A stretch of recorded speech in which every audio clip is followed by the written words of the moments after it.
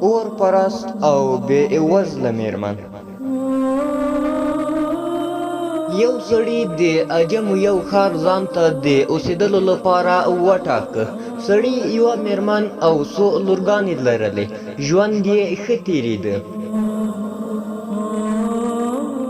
یو څه وخت وروسته سړی مړ سو. ښځه او بچیان یې د هغه له مرګ نه وروسته په بېوزلۍ او ناچارۍ اخته شول. میرمن د خپلو لورګانو د دښمنانو له ډار نه بل ښار ته کډه شول. دا میرمن چې کله بل ښار ته ورسېده نو خپلې لورګانې یې په یو جومات کې کېنولې او خپله د دوی لپاره د خوړو په لټه کې شوه. میرمن د دوو ډلو خلکو سره مخامخ شوه. یوې ډلې د مسلمانانو پلوي کوله او بله ډله د اورپرستو پلوي کوله. بې وزله میرمن اول د مسلمانانو خواته ورغله او د خپل حالت نه یې خبر کړل او ورته ویې ویل زه یوه مسلمانه ښځه یم، څو یتیمانې لورګانې لرم، هغوی مې په یو جومات کې کېنولي، د هغوی لپاره د شپې خواړه غواړم. مسلمان سړي بې وزلې میرمنې ته داسې وویل ته باید یو داسې څوک پیدا کړې چې ستا په مسلمانتوب شاهدي ورکړي. میرمنې وویل زه یوه بې وزله میرمن یم، په دې ښار کې هیڅوک ما نه پیژني. هغه مسلمان سړي بې وزلې میرمنې ته کوم اهمیت ور نه کړ او ښځه ناهیلې لاړه. بې وزله میرمن بیا د اورپرست سړي خواته ورغله او هغه ته یې د خپل حالت په اړه وویل لورګانې مې په جومات کې دي، یوه مسلمانه ښځه یم. د هغه مسلمان سړي کیسه یې هم د اورپرستي ته وکړه. اورپرست سړی جګ شو. څو میرمنې یې د هغه مسلمانې ښځې په لورګانو پسې ولېږلې.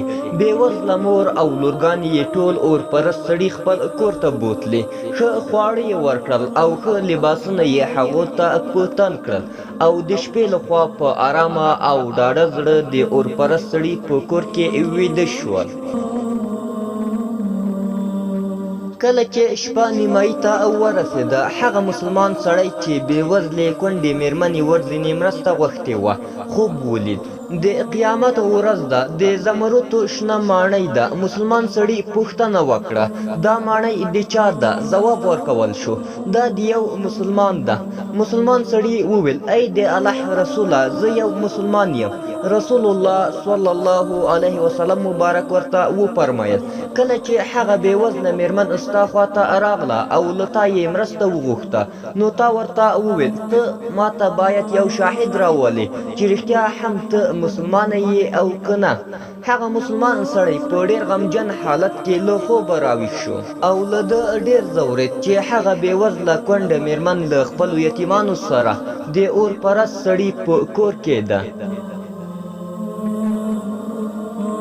سهار مسلمان د اورپرست کور ته ورغی. اورپرست سړي ته یې وویل هغه بې وزله میرمن او لورګانې یې غواړم، هغوی باید زما کور ته لاړې شي.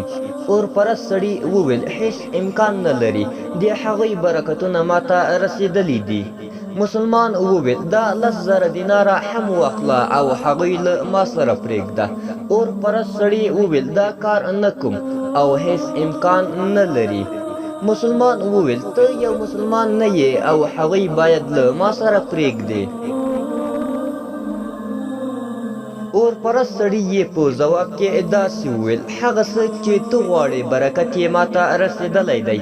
هغه ماڼۍ چې د په خوب کې لیدلې ده هغه ما ته رښتینې شوه. آیا په خپل مسلمانتوب دې په موږ احسان کوې؟ په الله تعالی قسم زه او کورنۍ مې تېره شپه ویده شوي نه یو تر دې چې موږ ټول د هغې مسلمانې بې وزلې کونډې ښځې په لاس مسلمان شوو. هغه څه چې تا په خوب کې لیدلي ما هم په خوب کې ولیدل. اورپرست سړي زیاته کړه او ویې ویل رسول الله صلی الله علیه وسلم مبارک ما ته په خوب کې وویل چې دوی دې له تا سره وي. ما وویل په سترګو ای د الله رسوله. بیا رسول الله صلی الله علیه وسلم مبارک ما ته وفرمایل دا ماڼۍ ستا، ته او کورنۍ دې له جنتیانو څخه یاستئ. الله تعالی له پیدایښته مؤمن پیدا کړی. کله چې مسلمان دا واورېدل په ډېر غمجن حالت کې چې یوازې الله تعالی پرې پوهېد، خپل کور ته ستون شو.